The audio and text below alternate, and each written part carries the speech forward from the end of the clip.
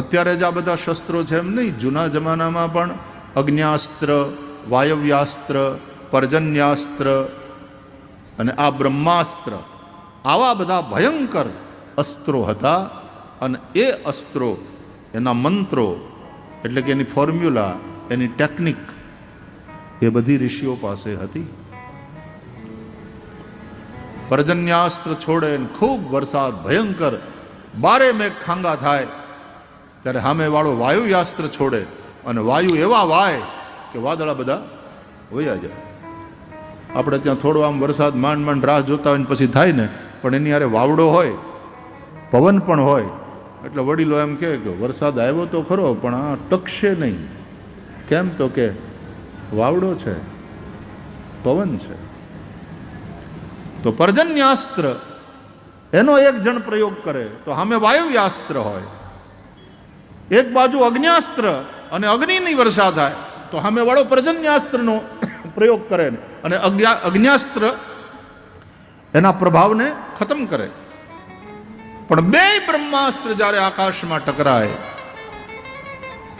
ત્યારે તો પૃથ્વીનો પ્રલય નક્કી. પણ ભગવાન દ્વારકાનાથે આજ્ઞા કરી, અર્જુનની પાસે બંને વિદ્યા છે, અને છોડતાય આવડે છે, એનું સંવરણ પણ આવડે છે. અર્જુનજીએ મંત્ર ભણી અને બંને બ્રહ્માસ્ત્રોને પાછા ખેંચી લીધા, વિશ્વનો વિનાશ અટકાવ્યો. અશ્વત્થામાની પાસે પછી બચવા માટે બીજો કોઈ ઉપાય ન રહ્યો. અર્જુનજીએ અશ્વત્થામાને પકડ્યો, પોતાની પ્રતિજ્ઞા અનુસાર તલવાર કાઢી એનું માથું ઉતારવા માટે. પણ ત્યાં તો યાદ આવ્યું, ગુરુપુત્ર છે, બ્રાહ્મણ છે, અમે ક્ષત્રિય, અને મરાય નહીં, બ્રહ્મ હત્યા લાગે. આવેશમાં પણ વિવેકને વિસરી જાય અર્જુન નહીં, કારણ કે ભગવાન શ્રી કૃષ્ણના દ્વારા ગીતાનું જ્ઞાન પામ્યો છે. અને એવો માણસ આવેશમાં આવીને ખોટું કામ કોઈ દી ન કરે. જાગ્રત છે અર્જુન. નષ્ટો મોહ સ્મૃતિર્લબ્ધા ત્વત પ્રસાદાન મયાચ્યુત. એ મોહમાં ભાન ન ભૂલે. ક્રોધના આવેશમાં, કામના આવેશમાં, લોભના આવેશમાં માણસ ખોટા કામ કરે. અર્જુનજી સાવધાન છે. આ ગુરુપુત્ર છે. મારા ગુરુ દ્રોણે એના દીકરાને જેટલું નથી શીખવાડ્યું, એના દીકરાને જેટલું નથી આપ્યું, એટલું મને આપ્યું. અને મરાય નહીં. મારું તો બ્રહ્મ હત્યાનું પાતક લાગે. એટલે અશ્વત્થામાને માર્યા નહીં, તલવાર પાછી મ્યાન કરી દીધી. અશ્વત્થામાને બાંધ્યા દોરડેથી અને ઢળીને ખેંચીને. નથી ઘણીવાર પોલીસ સરખી રીતે ખાતર બરદાસ્ત કરતી અપરાધીઓને? ખાંકળ બાંકળ નાખી અને ભર બજારે પરેડ કરાવે અપરાધીની, એમ ખેંચી દોડે બાંધીને લઈ આવ્યા અર્જુનજી. પશુવત પાશબદ્ધમ ભાગવતમાં લખ્યું છે.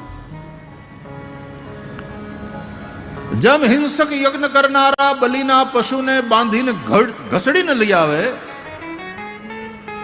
એમ શોકમાં સળગતી દ્રૌપદી પાસે અર્જુનજી અશ્વત્થામાને બાંધીને ઘસડીને લઈ આવ્યા. આમ બંધાયેલા હાથકડી હોય ને હાથમાં, બંધાયેલા અશ્વત્થામા દ્રૌપદીની સામે આમ ધક્કો મારીને ઊભા કર્યા. અશ્વત્થામાનું માથું નીચું છે. પાપ કર્યું હોય ને, ખોટા કામ કર્યા હોય, એનું માથું નીચું જ થઈ જાય. સુતેલાને માર્યા, બાળકોને માર્યા. આવું વેર. ઘણીવાર સમજદાર માણસ હોય ને, બે ભાઈઓની વચ્ચે બનતું ના હોય તો એકબીજાની યાર બોલતા ના હોય, પણ છોકરાઓને અટકાવે નહીં. બેટા તમારે જવાનું, તમે ભેગા ભેગા રમો, મોટા બાપાના દીકરા છે, અથવા તો એમ કે કાકાના દીકરા છે, તમે બધા ભાઈઓ ભાઈઓ. છોકરાઓની અંદર ઈ વેર ઉતરે નહીં, એનું ધ્યાન રાખે ડાયો માણસ હોય તો. અને નહીં તો વારસામાં દેતો જાય કે જીવાના ઘરનું પાણી પીહોમાં મારા દીકરા હોવ તો નહીં તો મારો આત્મા અવગતે જાહે.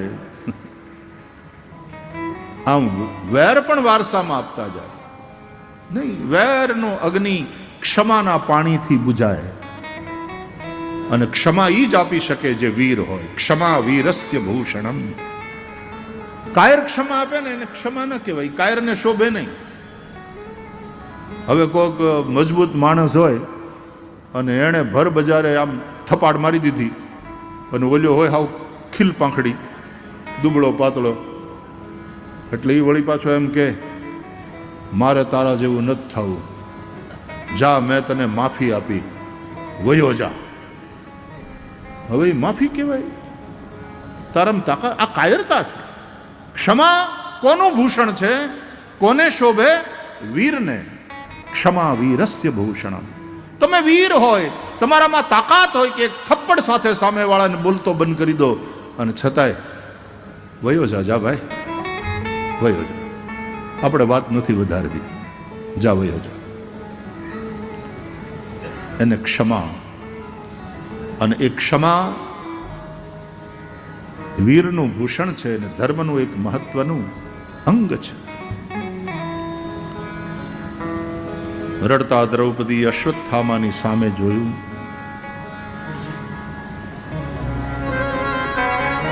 સામે ગુરુપુત્ર છે. એ જોયા પછી દ્રૌપદીએ બે હાથ જોડી માથું ઝુકાવ્યું, અશ્વત્થામાને પ્રણામ કર્યા. અર્જુનજીએ કહ્યું, દ્રૌપદી, જેને ગુરુપુત્ર સમજીને તું પ્રણામ કરે છે એ જ તારા 5 પુત્રોનો હત્યારો છે. જે પુત્રના શોકમાં તું આંસુડા સારે છે એ પુત્રોને આણે માર્યા છે. અને દ્રૌપદી પ્રણામ કરી અશ્વત્થામાને અને કહે છે, અહીંયા દ્રૌપદીને ભાગવતમાં કૃષ્ણા કહ્યા છે. નિરીક્ષ કૃષ્ણા અપકૃતમ ગુરોસુતમ વામ સ્વભાવા કૃપયા નનામ ચ. દ્રૌપદીને કૃષ્ણા કહ્યા છે. કૃષ્ણે પોતાનું નામ આપ્યું.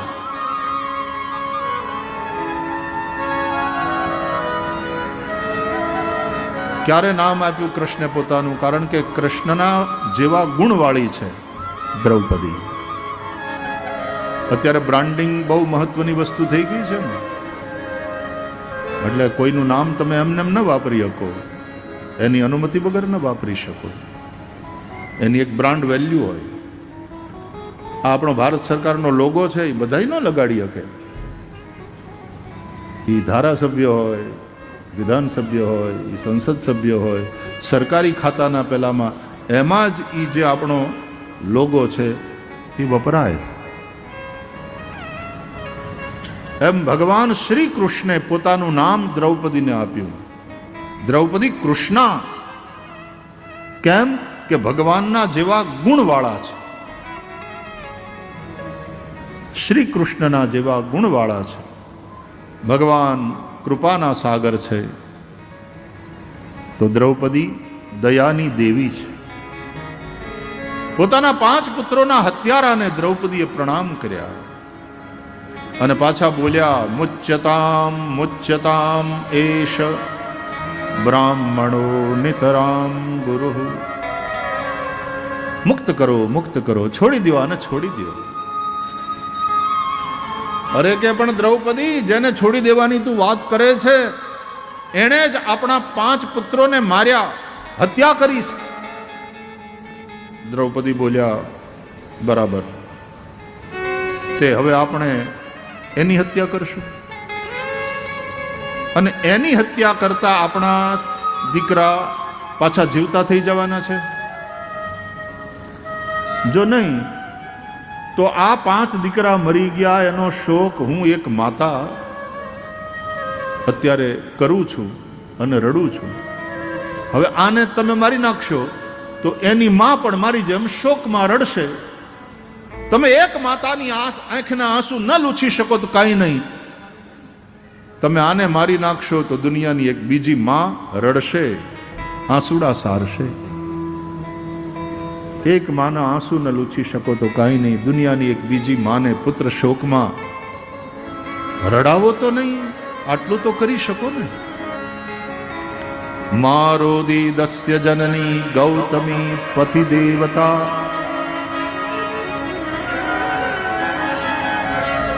રહસ્ય સાથે ધનુર્વેદ તમે જેની પાસેથી શીખ્યા છો એ ગુરુ દ્રોણ, જે ગુરુ દ્રોણે પોતાના દીકરાને જેટલું નથી આપ્યું એટલું તમને આપ્યું છે. સએશ ભગવાન દ્રોણ પ્રજારૂપેણ વર્તતે, એ જ ભગવાન દ્રોણ પુત્રના રૂપમાં તમારી સામે ઊભા છે. માનો, કારણ કે શાસ્ત્ર અનુસાર પુત્ર એ પિતાનો આત્મા ગણાય છે. ગુરુના તમારા ઉપર અનંત ઉપકારો છે. એવી એવી દલીલો કરી છે દ્રૌપદીએ અશ્વત્થામાને છોડાવવા હતું. આજની ભાષામાં કહીએ તો કોર્ટમાં કેસ ચાલતો હતો અને દ્રૌપદી અશ્વત્થામાનો કેસ વકીલ થઈને લડ્યા હોય એમ લાગે. ભાગવતના આ પ્રકરણને તમે વાંચો ને તો દ્રૌપદી અશ્વત્થામાના ફેવરમાં દલીલ કરે છે અને વારંવાર કહે છે અર્જુનજીને, મુચ્યતામ મુચ્યતામ એશ, અને મુક્ત કરો, અને મુક્ત કરો. જમી વકીલ દલીલ કરતો જાય ને કોર્ટને કહેતો જાય, એટલા માટે મિલોડ ઇनको બાઇઝ્ઝત બરી કિયા જાય, એવી રીતની દલીલો. અને આ કેસ કોનો લડે છે પાછા દ્રૌપદી? પોતાના જ 5 પુત્રોના હત્યારાનો. ક્ષમા એ ભાગવત ધર્મ છે. શ્રીમદ ભાગવતમાં જે ધર્મનું નિરૂપણ છે એને ભાગવત ધર્મ કહે છે. વેર વધારશો નહીં, ક્ષમા. આ હોળી જેવા ને ઉત્સવો, ધૂળેટી જેવા ઉત્સવો શું કામ આપણને એક અવસર આપે કે વાંધા વચકા હોય ને, ન બોલતા હોય એને બોલાવીએ ને એની પાસે જઈને જરાક આમ હળવેકથી પહેલાં ચાંદલો કરીને પછી હળવેકથી થોડો ગાલે રંગ લગાડી અને હોળીની વધાય, ધૂળેટીની વધાય એમ કયો એટલે સામેવાળાનો પછી સંકોચ જાય. એ પહેલાં તો ફર્સ્ટ ગિયરમાં જ ગાડી હોય, સંકોચ સાથે જ એ વળી ચાંદલો કરે ને, હા હા બાપા વધાય વધાય, આમ આડું જોઈ જાય. પણ તમારે પાછી સેકન્ડ ગિયરમાં ગાડી નાખવાની કે ધીમે ધીમે ઓલાનો સંકોચ દૂર થાય. એટલે એ સેકન્ડ ગિયરમાં ગાડી કેવી રીતે જાય કે અરે વાળા ધૂળેટી છે, પરબિયા છે, આમ મળો તો ખરા. અને પછી તમે એને આમ હૈયે લગાડો, ધીમે ધીમે ધીમે ધીમે સામેવાળાનો પણ સંકોચ જાય, વેર ઝેર બધું ભૂલી અને પાછા તમને ભેગા થવાનો અવસર આપે છે આ ઉત્સવો. એ જ રીતે દિવાળી મનાવો ને બેહતું વરસ હોય, પાડોશીની યારે વાંધા પડ્યા હોય, આને ઘેર ન જતો હોય, આને ઘેર ન જતો હોય છેલ્લા 7-8 મહિનાથી, પણ બેહતું વરસ આવે ત્યારે એક જણો જેનામાં વીરતા છે, જે સાહસ કરી શકે છે, જેનામાં અહંકાર નથી, ઈવડો એ હિંમત કરી અને પાડોશીને ઘેર જાય. સાલ મુબારક, નૂતન વર્ષાભિનંદન, નવા વર્ષના રામ રામ. હવે આંગણે આવેલા ને ઓલોય તો કોઈ દિવસ, અને બેહતા વર્ષને દાડે કોઈ દિવસ ન કાઢે. સાલ મુબારક, સાલ મુબારક. એને એમ થાય કે ઓહો અબોલા તૂટ્યા. સાલ મુબારક, નૂતન વર્ષાભિનંદન, નવા વર્ષના રામ રામ. આવો આવો આવો, બેહો, લ્યો, મોઢું મીઠું કરો. પોતાની પત્નીને કે ચા મૂક, તાવડો કે નવી ચા નથી પીવી. આ તો અરે એમ ન જવાય, બેહતું વરસ. એ 7-8 મહિનાના અબોલા હોય એ પાછા ભેગા થઈ. આ પરબિયા છે ને, આ ઉત્સવો છે, એ આપણને અવસર આપે છે. જો ગિલા શિકવા હૈ વો મિટ જાય. પણ જે વીર માણસ છે, જે હિંમત કરી શકે છે, જે સાહસ કરી શકે છે, એ ક્ષમા આપે છે. અને ત્યાં વેરના વળામણા, ત્યાં વેરને વિદાય અપાય છે. વેરના અગ્નિમાં સતત બળતું ન રહેવું. ક્ષમા વીરસ્ય ભૂષણ. એટલે અશ્વત્થામાને છોડી મૂકવાનું કહ્યું. હવે અર્જુન મૂંઝાણા કે જો આને છોડી મૂકે તો પોતે કરેલી પ્રતિજ્ઞાનું શું? કારણ કે એનું માથું વાઢીને લાવવાનું હતું, ત્યારે દ્રૌપદી પુત્ર શોકનું સ્નાન કરે. પ્રતિજ્ઞા જો એક ક્ષત્રિયનો બચ્ચો પાળી ન શકે તો એને મરવાનું થાય. અને પ્રતિજ્ઞા અનુસાર જો અશ્વત્થામાને મારે તો પાછું બ્રહ્મહત્યાનું પાપ લાગે. એ અધર્મ કહેવાય. આમ કરે તો પણ ધર્મ બચતો નથી, આમ કરે તો પણ ધર્મ બચે એમ નથી. ત્યારે શું કરવું? અર્જુન મૂંઝાણા. અને આવા મૂંઝાવ ને ત્યારે જ તમને સદગુરુની જરૂર પડે. આવા મૂંઝાઈએ ને ત્યારે બાવળિયાળી જગ્યામાં અવાય.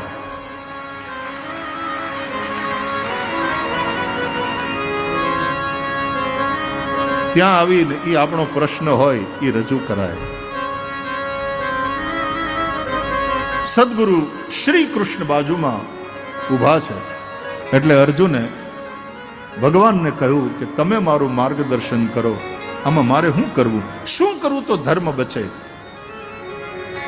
અને શ્રી કૃષ્ણ તો ન્યાયાધીશોનો ન્યાયાધીશ, ફેંસલો કાગબાપુનો કાવ્ય.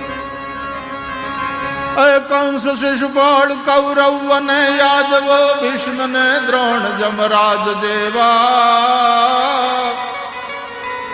ઈ બધાનો ફેંસલો એક હાથે લખ્યો, કહો કલમમાં કૃષ્ણજી કુશળ કેવા. ઉડે આકાશમાં જાય પાતાળમાં અન કાઢતા હરીની કંઈક ખામી, પણ ઈશની કોર્ટે જ્યાં ચડ્યો માનવી, એની ભણેલી વિદ્યા સર્વે નકામી. ઈશની કોર્ટે જ્યાં ચડ્યો માનવી, એની ભણેલી સર્વે વિદ્યા નકામી. કંસ શિશુપાળ કૌરવ ને યાદવો ભીષ્મ ને દ્રોણ જમરાજ જેવા, ઈ બધાનો ફેંસલો એક હાથે લખ્યો, કહો કલમમાં કૃષ્ણજી કુશળ કેવા. ન્યાયાધીશોનો ન્યાયાધીશ.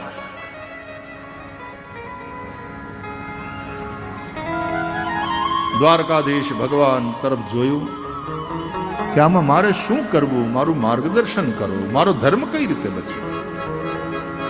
એટલે ભગવાને કહ્યું કે અર્જુન, પ્રતિજ્ઞા તું તારે એનું પાલન તો તારે કરવું જોઈએ. તું ક્ષત્રિય છે.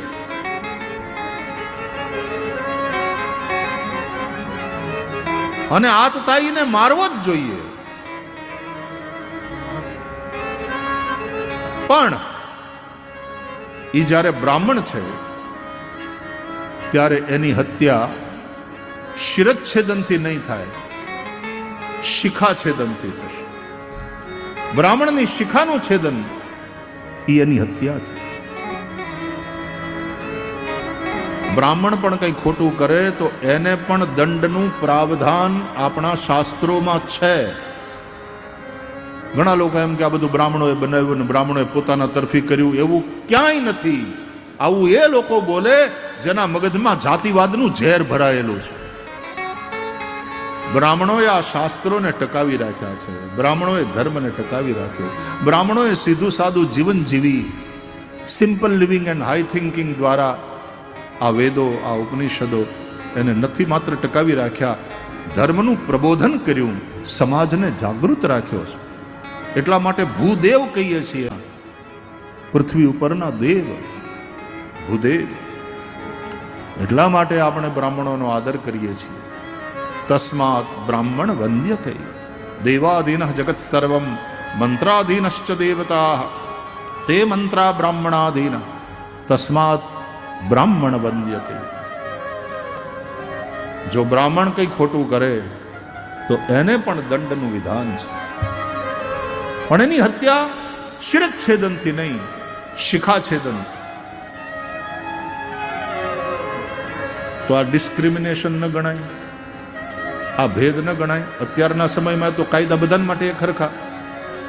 તો બ્રાહ્મણ માટે નોખો કાયદો કેમ ભાઈ કે એની હત્યા શિરચ્છેદનથી નહીં, શિખાછેદનથી થાય? કારણ કે બ્રાહ્મણ ટકાવારીમાં ઓછા. બ્રાહ્મણ છે ને એ સમાજરૂપી શરીરનું માથું છે, મસ્તક. ક્ષત્રિયો એટલે ભુજા, છાતી, ઢાલવા છાતી વાળા હોય, છાતી હિંમત વાળા હોય, ભુજા એની ભુજામાં બળ હોય. વૈશ્ય એટલે ઉરુ,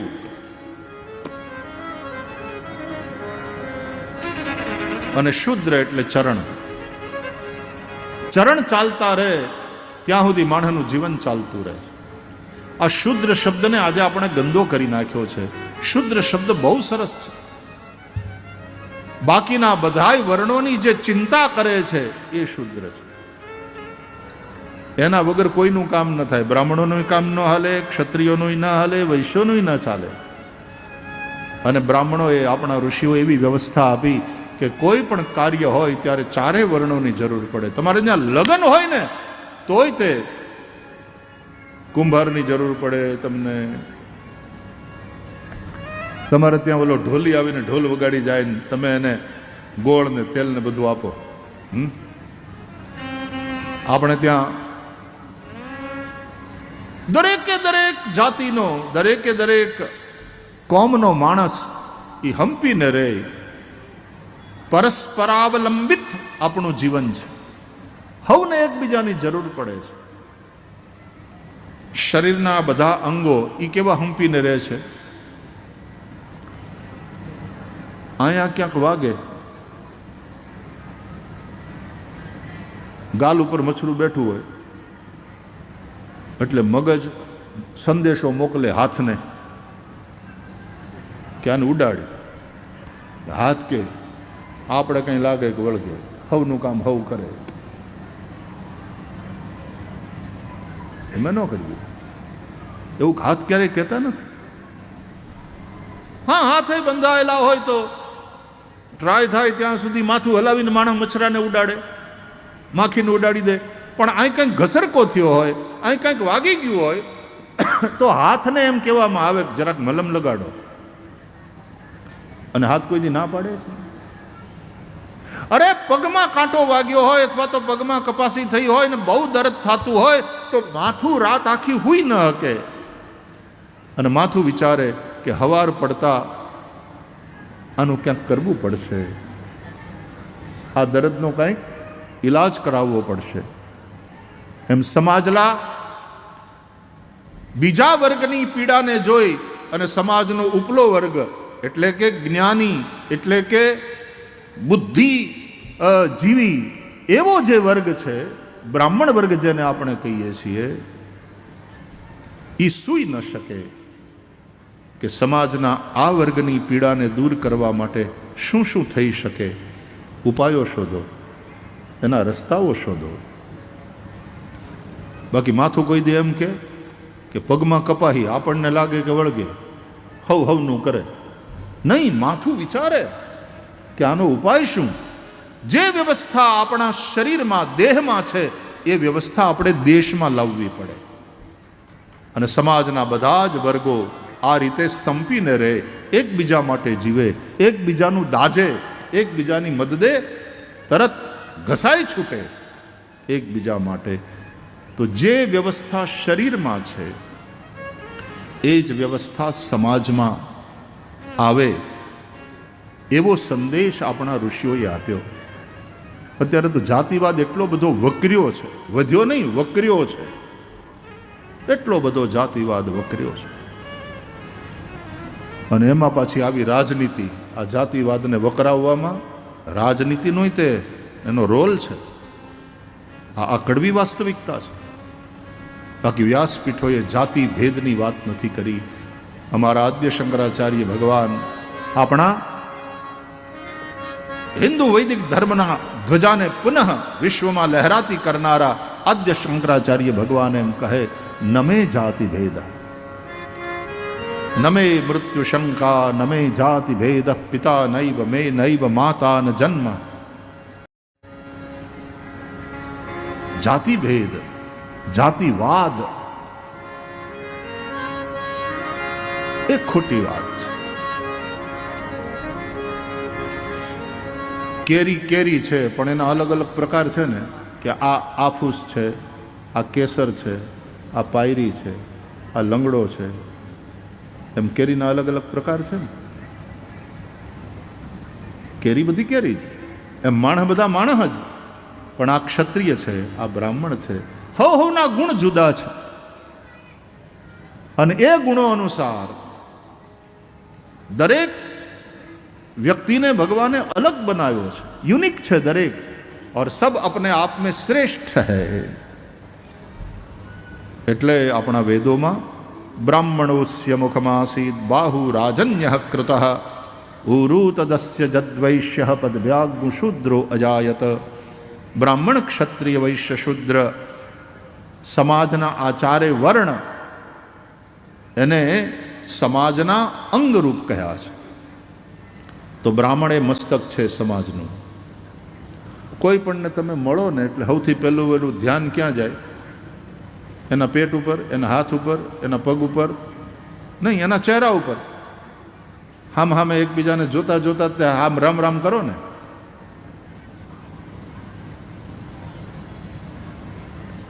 આ ભાગ બહુ મહત્વનો છે. અને એ રીતે બ્રાહ્મણો જે જ્ઞાન પ્રધાન છે, જે શિક્ષકો છે, જે જ્ઞાનીઓ છે, જે વિજ્ઞાનીઓ છે, જે રિસર્ચ કરનારા છે, જે કવિઓ છે, જે સાહિત્યકારો છે, આ બધો બ્રાહ્મણ વર્ગ એ સમાજનો મહત્વપૂર્ણ વર્ગ છે. કોઈ પણ સમસ્યાના સમાધાન માટે આપણે એની સામે જોઈએ, ઈ ભેજું હલાવે અને પછી મોઢેથી બોલીને માર્ગદર્શન કરે, તમારા કલ્યાણનો માર્ગ તમને બતાવે. હવે આ માથું જે ખરું ને એ ટોટલ બોડી માસ, એટલે કે આપણા શરીરનું જેટલું દળ છે એનો એપ્રોક્સિમેટલી 10% ભાગ થાય. બરાબર? એમ બ્રાહ્મણ વર્ગ છે એ સમાજનો લગભગ 10% વર્ગ હોય. એ કાંઈ અપરાધ કરે તો એને ખતમ ન કરી નખાય, એને દંડ દેવાય. સીધી સાદી વાત.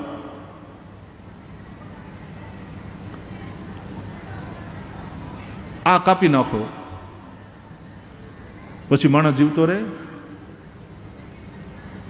હાથ કાપી નાખો તો ઠૂઠો પણ જીવે, પગ કાપી નાખો લંગડો જીવે, જીભ કાપીને ફેંકી દો બોબડો પણ જીવે. માથું કાપી નાખો, દંડમાં મસ્તક કાપી નાખો તો જીવે. એમ જ્યારે સમાજમાં બ્રાહ્મણ વર્ગ નહીં હોય ત્યારે સમાજ નષ્ટ થશે, મરી જશે, જીવશે. એટલે એને દંડ દેવાનો. પણ બ્રાહ્મણની શિખા કાપી નાખવી એનો એક પ્રકારે મૃત્યુદંડ છે. પછી જેમ ખંડિત મૂર્તિ પૂજાય નહીં એમ શિખા છેદન વાળો બ્રાહ્મણ પૂજનીય મટી જાય. એટલે અશ્વત્થામાની ચોટલી કાપી નાખી, અશ્વત્થામાને ધક્કો મારીને કાઢી મૂક્યા. જે પૂજનીય હોય, જે આદરણીય હોય એનું આવી રીતનું અપમાન એ એના મોત બરાબર છે. એટલે આ રીતે એને મૃત્યુદંડ આપ્યો. પણ આમ બ્રહ્મ હત્યાનું પાતક અર્જુનને લાગ્યું નહીં. કૃષ્ણ પરમાત્માએ આ ઉપાય બતાવ્યો. પાંચેય પુત્રોના દાહ સંસ્કાર કર્યા. કૃષ્ણ પરમાત્મા હસ્તિનાપુરની ગાદી ઉપર યુધિષ્ઠિરને બેહાડી એનું રાજતિલક કરી અને પછી દ્વારકા જવા માટે નીકળે.